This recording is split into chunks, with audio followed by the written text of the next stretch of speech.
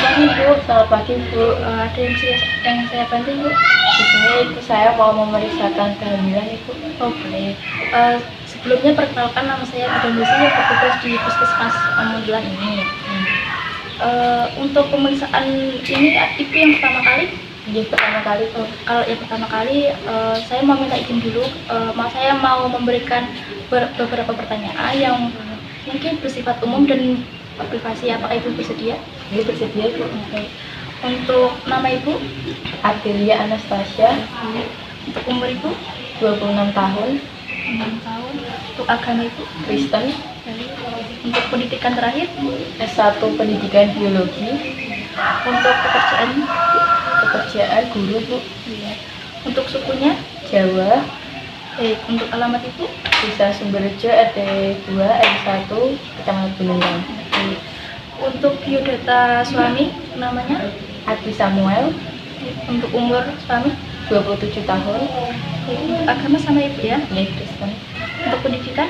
S1 Teknik Sipil. Untuk pekerjaan? Kontraktor. Untuk sukunya? Jawa. Untuk alamat Ibu? Selanjutnya, alasan Ibu datang karena ingin memeriksa kehamilannya ya Bu ya? Ada keluhan apa enggak Bu? Itu Bu, selama kehamilan ini kayak nyeri pinggang gitu Bu. Saya mau bertanya tentang riwayat kesehatan Ibu. Apakah Ibu ada luka di sekitar di vagina Ibu? Tidak Ibu, tidak ya. Apakah Ibu pernah mengalami nyeri dada sampai batuk berdarah? Tidak juga. Tidak ya. Apakah Ibu pernah merasakan kelelahan dan berkeringat di malam hari? Tidak. Tidak. Lalu apakah Ibu pernah mengalami seperti kesulitan saat bernafas? Tidak. Ya. Apakah Ibu sering kencing? Tidak juga Ibu. Tidak ya. Untuk penyakit menurunnya apa Ibu mengalami diabetes, asma? Tidak. Tidak ya. Untuk tekanan darah normal? Normal Ibu. Normal ya, gitu ya. Untuk dari pihak Ibu dan suami, apakah ada yang menderita penyakit TBC? Tidak. HIV? Tidak Ibu. Sudah hepatitis juga tidak ya. Tidak. Untuk penyakit menurun tidak? Tidak. Tidak ya. Kalau untuk dari pihak Ibu dan suami, apakah ada keturunan kembar? Tidak ada Ibu. Ya. Saya ingin menanyakan tentang riwayat haid Ibu. Ibu pertama haid umur berapa ya? 15 tahun Ibu. 15 tahun. Untuk nyeri haid apakah ada? Iya, kayak sedikit nyeri gitu Bu, biasanya. Untuk siklusnya berapa hari Ibu? Biasanya kalau rata-rata itu 28 hari Ibu. 28 hari. Untuk lamanya? 5 sampai 7 hari gitu Bu. Kalau untuk sebelum atau sesudah haid itu, apakah Ibu mengalami keputihan? Jadi biasanya sebelum haid itu kayak mengalami kebutuhan Normal? ini normal. Untuk ganti pembalut dalam hari ke-1 dan 2 berapa kali? 4 kali seminggu saya kalau ada penuh gitu. Untuk hari ke-3 sampai 4? 3 kali. Hari ke-5 sampai 6? 2 kali seperti itu. Untuk hari ke-7? 2 kali juga. Sama gitu ya. Iya. Untuk riwayat kehamilan ini yang pertama Ibu ya. Iya. Untuk usia kehamilan, apakah Ibu sudah mau tahu? Belum ya. Untuk hari pertama haid terakhir? Tanggal 11 April 2022 Ibu. Saya hitung HPL-nya dulu Ibu ya. Ibu untuk HPL kira-kira tanggal 18 Januari 2023 ya. Berarti usia hamil Ibu sekarang 6 minggu. Untuk imunisasi tetanusnya sudah berapa kali? Ya, 4 kali Bu, menurut saya. Berarti sudah 2 kali saat sekolah dan 2 kali saat mau menikah ya. Untuk ANC-nya yang pertama Ibu. Untuk rencana setelah melahirkan Ibu mau menggunakan apa? Itu Bu, saya pengennya itu menggunakan kaki suntik. Oke. Apakah Ibu pernah tahu tentang kelebihan dari kaki suntik? Belum tahu Bu. Oh baik, untuk kelebihan dari kaki suntik itu 99% dapat menunda kehamilan dan efektif dan tergolong aman gitu ya. Selanjutnya untuk pola pemenuhan kebutuhan sehari-hari untuk sebelum hamil, nutrisi, frekuensi makanan pokok berapa kali sehari? 3 kali bu. Untuk nasi 3 kali. 3 kali ya. Setengah piring sedang.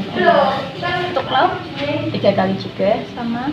Untuk jenis lauknya apa itu? Biasanya tahu, tempe, ikan, terus ayam gitu bu. Untuk sayurannya 3 kali juga. untuk jenisnya Biasanya kayak bayam, terus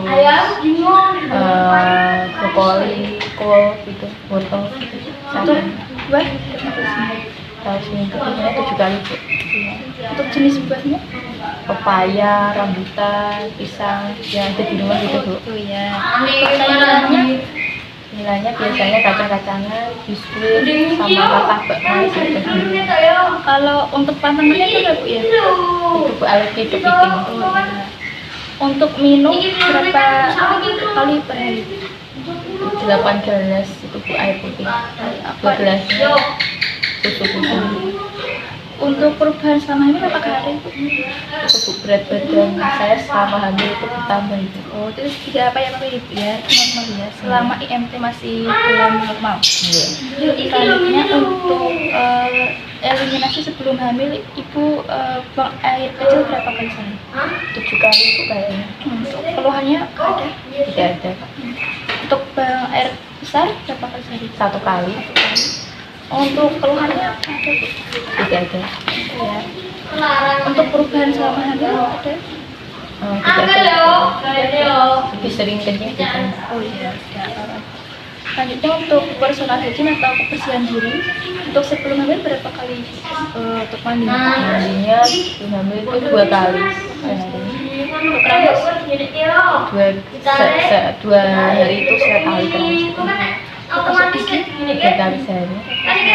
untuk ganti pakaian 2 kali sehari.